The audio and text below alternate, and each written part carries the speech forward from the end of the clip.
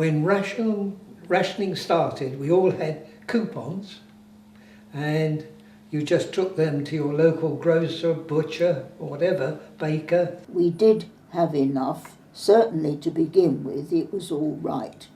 I mean, there was a lot of stock and so on. But as the war went on, you were conscious of shortages, and treats of any kind were very few and far between. Bananas were only for children with green ration books. There was children under a certain age, I forget what age it was now, 12 I think it was, had a green ration book. And if there were bananas available, and there weren't very many bananas available, believe me, but the only ones that were eligible for bananas were children. Meat was very strict. I mean, the average person today eats about 2 weeks' ration per meal. I think it was about 4 ounces of meat or something. And there was National Dried Milk, which was blue tin. It didn't have a paper label around the tin. It was sort of stenciled on, printed on, National Dried Milk. And that was blue. And egg the same size tin, which was concentrated dried egg. Well, let's say that my father being in business, and he sold sweets and tobacco, and it was a bit of I scratch your back and you scratch mine. In other words, we got extra rations. Because on top of that was all the rationing of food and all sorts of. You were cut right down to minimum of certain food, sugar and fats and things like that. But people still accepted it. You had to. I suppose my father, being in a pub, he used to get customers come in and say, "Can you do with this? Can you do with that?" And because he, like a fool, he used to say, "Oh yes, my wife would like this. She could do a lot with that." But it was breaking the law, really. When she hatched the ducklings and chickens and things, nobody knew how many there were going to be, and so one could always have the odd one. We hadn't been wildly wealthy before, so she was used to making ends meet, and we had the allotment. We had an allotment, and so we had cabbages and peas and beans and potatoes and all the usual stuff that you get in vegetable gardens now, and so we had those, which were a great help, and we would barter with friends. If they had something too much, we might barter with them.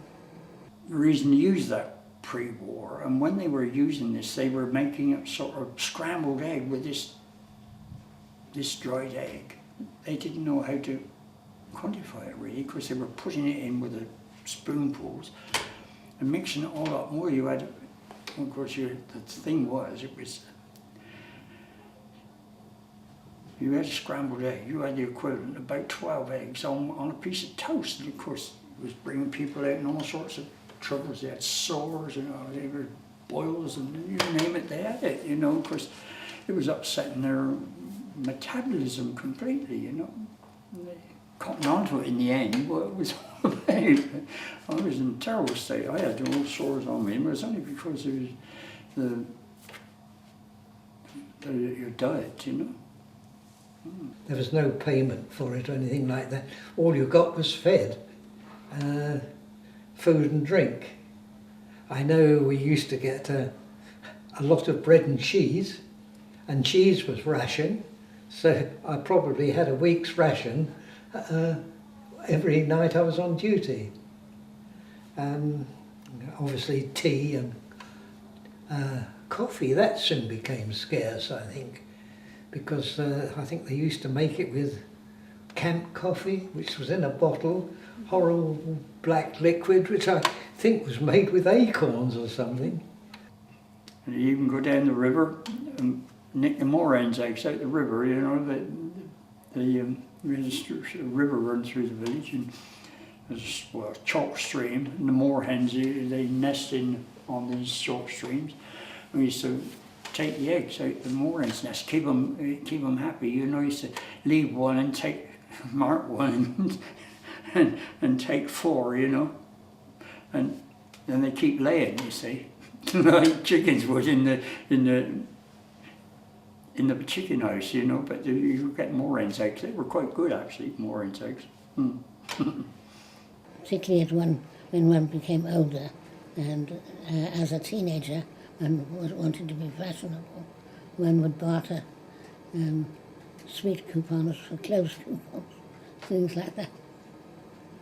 It was the clothes being more important than the sweets. One would buy a dress which was easily altered. In fact, when the fashion changed at the beginning of the war, the dresses became longer, and so one bought some material if there was any in the shops, which would work in with it. You could put a more deep hem on it, so it made it more fashionable. Corned beef one evening meal, and one M&V, meat and vegetables in a big tin. Not too bad really. And lunch it was either biscuits and cheese, and is it margarine? Something like butter anyway. Breakfast was the difficult thing, what to do with biscuits. We used to bash up biscuits with a rifle butt and put some marmalade or something on it, and some sugar and some tin milk, and that went down after a fashion. Water, of course, was scarce. 1 pint a day, 1 gallon a day per man, including vehicles. It's much easier to get petrol in the desert than it was to get water, because a great stream of petrol tanks coming up. You go and help yourself to petrol anywhere. We weren't too hungry, there was enough to eat. I never got fed up with corned beef. My father used to have a couple of allotments. I was the eldest of 3. Because we all needed feeding, you know, I mean, rationing wasn't funny. And we had chickens, yes. Yeah, and I used to have to go and feed the chickens.